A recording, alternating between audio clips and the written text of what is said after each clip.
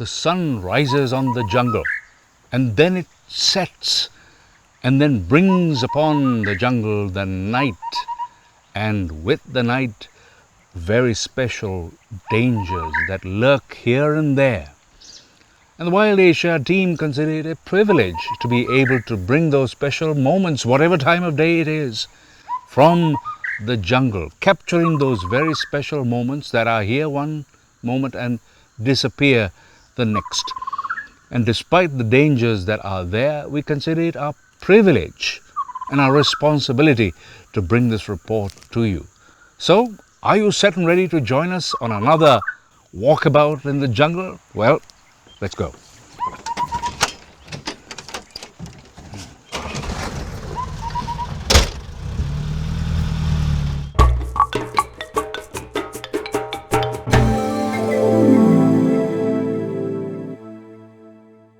There is a certain belief amongst those people who travel in the jungle that if you were to see a fox, then you're guaranteed of being able to see other animals as well. Now, be that as it may, even catching a glimpse of the rarely seen fox is in itself quite a fortune. Yes, indeed.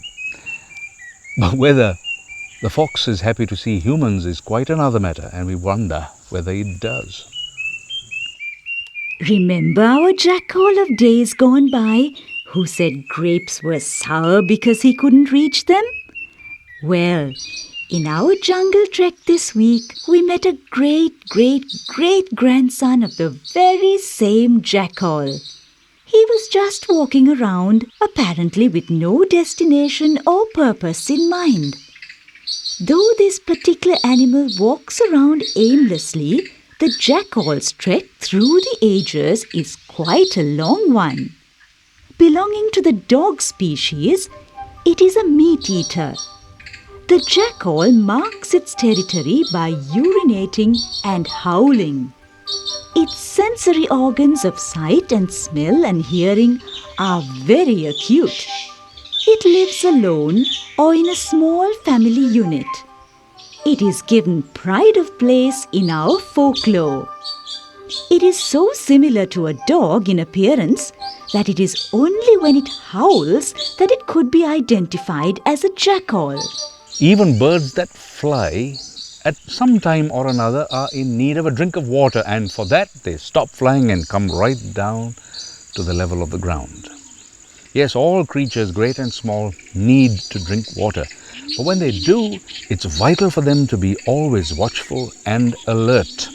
And in the case of this bird too, once it's down here on the ground, it is vital that it maintains its vigilance and alertness, as you can see. The orange-breasted green pigeon is a very beautiful bird that moves around in flocks. Usually perched on a canopy of a tall tree, it comes down only to have a drink of water. Our meeting with this flock too came at a time when the birds came down to the ground for a drink. It is also their habit to drink water collectively. But their first attempt was not successful because a crocodile appeared suddenly on the scene. These pictures that depict the scenes of the jungle go to prove the hardships weaker animals go through. Of course, their success is measured by the means they adopt to get on with their lives in these difficult circumstances. And don't they deserve our praise for the beauty they add to the jungle? With the second attempt to quench their thirst came another danger. A mongoose. This time too, the entire flock took wing. So we can see the challenges in the jungle for even very tiny birds. In short, we might say that the leopard is a keen hunter.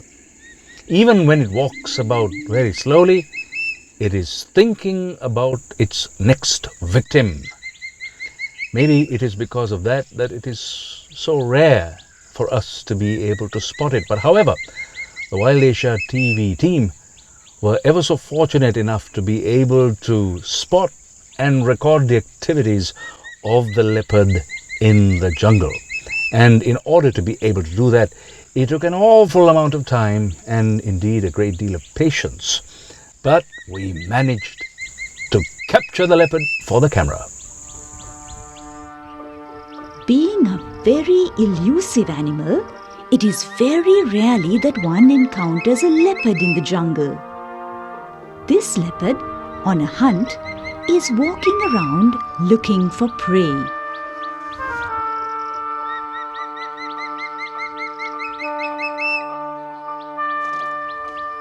A storehouse of power, the leopard is a very dangerous animal.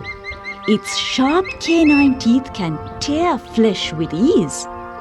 It also has teeth to bite and grind with. The sharp claws can hold its prey in a tight grip, and the strong jaws assist in killing its prey.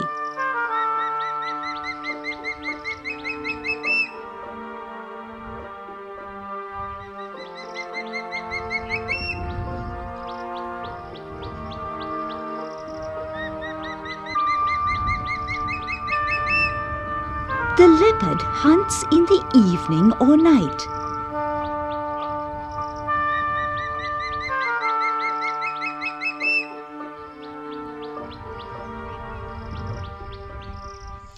When the Lord of the Jungle is out and about, it is absolutely no surprise that all of the other forms and kinds of animals get a little excited. But it makes a great deal of sense, because even though the leopard moves quietly and ever so stealthily, it does pose a threat for most.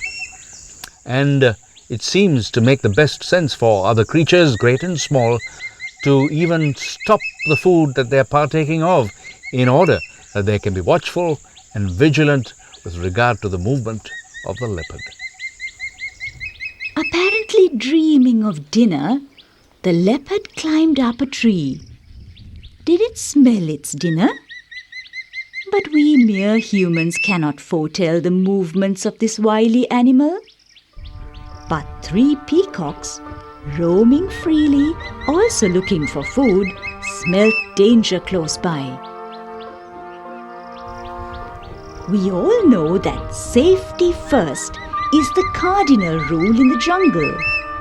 So the peacocks went their way quietly without disturbing the leopard's slumber. Did you notice their ploy?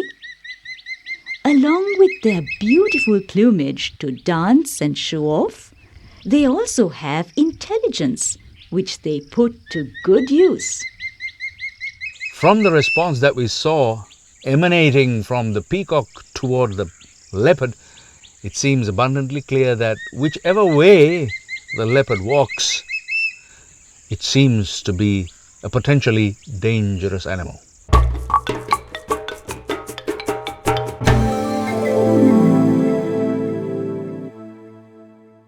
Even the mildest of creatures at times transforms itself and becomes violent and inflamed with either hatred or passion or whatever it is. And often this is something to do with claiming territorial borders for themselves in the context of the jungle. So it would appear that on occasion they must learn how to jab and poke in order to save their lives.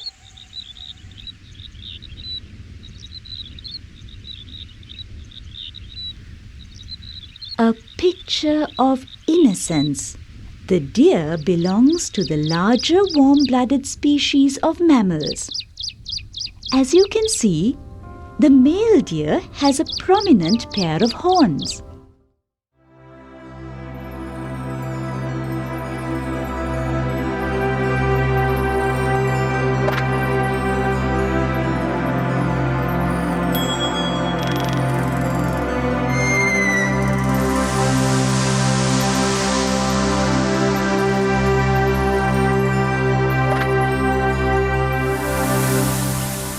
It is common that those with horns lock horns together, while those without horns just look on.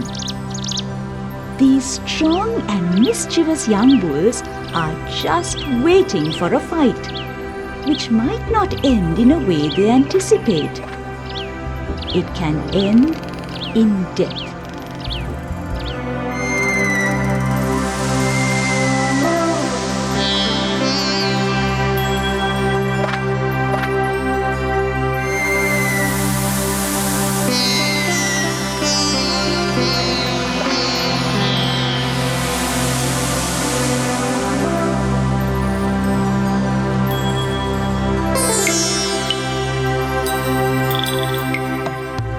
A pair of horns is an ornament to a deer. Food and genes influence the size and strength of the horns.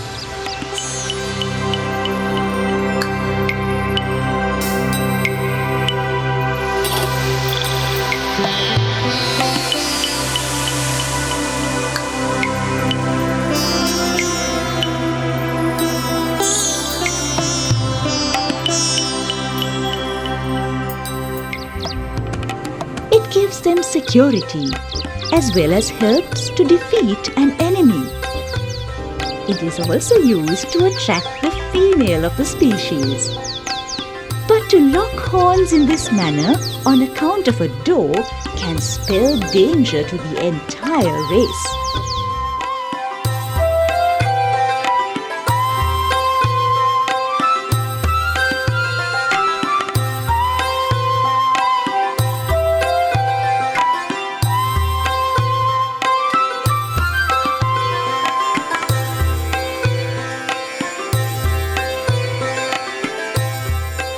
Fighters will always get their deserved end.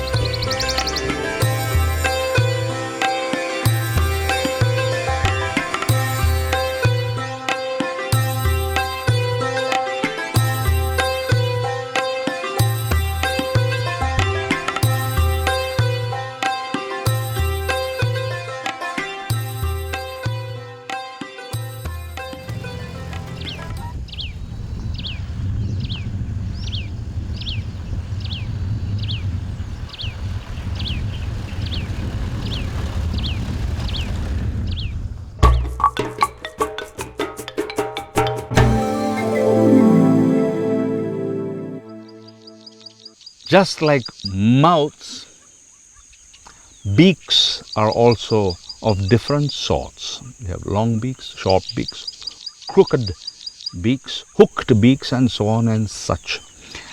But however, one must not put their beak where it does not belong. Be that as it may, have a look and see how this beak is employed for the purpose of fishing. See the curve of my beak? How well shaped it is to hook fish. Nature, in endowing various species with the necessities of life, has certainly had a soft corner for the black-headed ibis. Living in flocks and constructing communal nests, the bird frequents marshes, bunds of lakes, paddy fields and lagoons.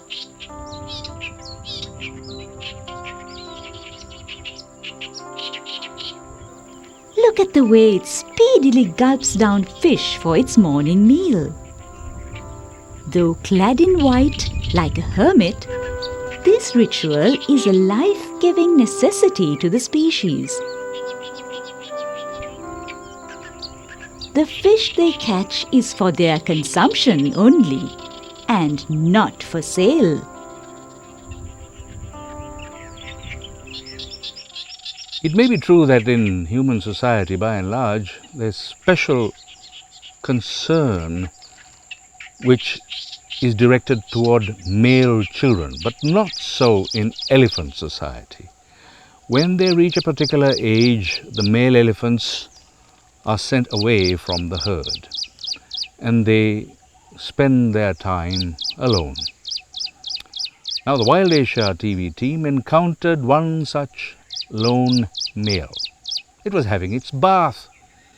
But it was not only that. We suspect that Being alone, it had an elephantine problem that it wanted to share with us. As if sad at being all alone, this young elephant walks slowly for a drink of water. Whatever the reason, even we as humans, when faced with trouble, customarily take a drink of water. And this elephant does the same.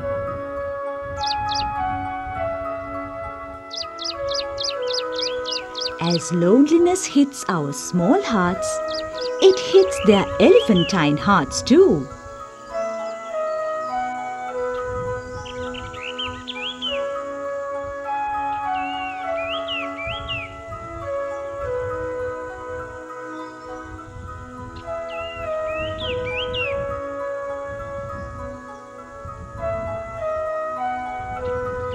Don't you cry, elephant.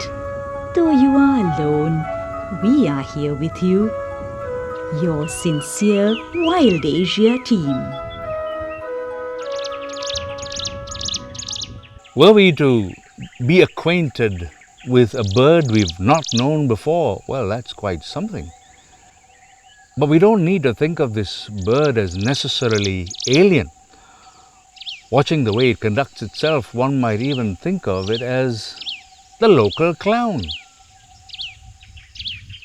This Eurasian thick-knee walks around as if in readiness for a shawl dance. Observe the rhythmic walk. This bird with a lazy look is supposed to be a bird without a nest.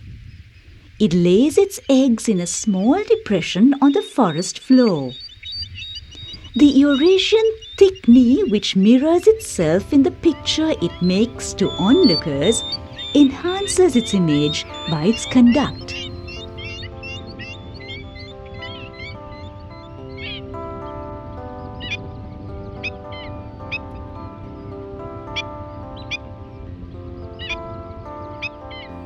The Eurasian thick-knee is a close parallel to those who display a hereditary lazy outlook on life.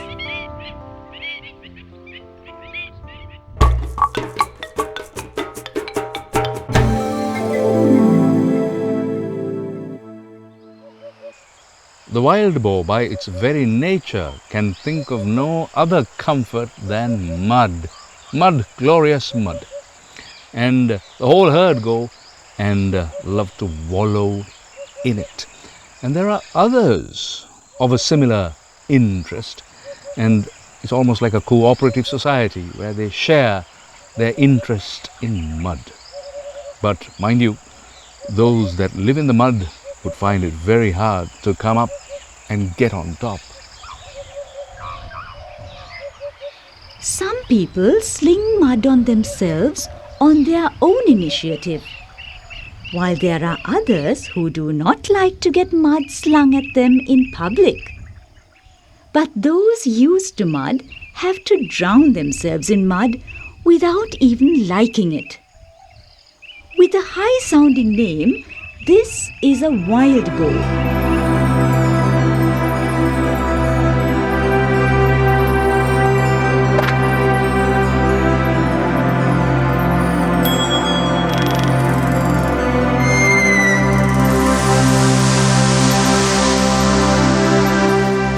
Though they can sometimes be seen during daytime, they are very active in the night. Moving around in herds, their food is yams and roots. Wild boars are herbivores.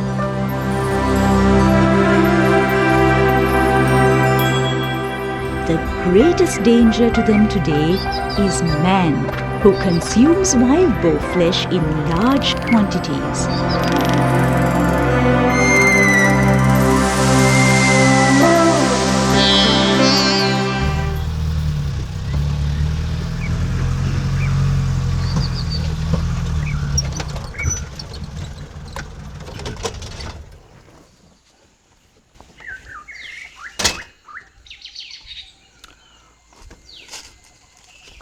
How many other things that take place in the jungle, and often unnoticed by the rest of the world, hidden away, protected from our vision.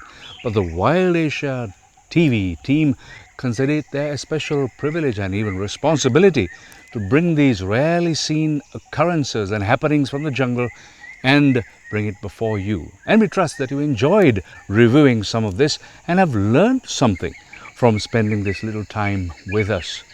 But do join us again as we present Wild Asia next week at the same time. So from now, or rather now, we'd like to wish you goodbye.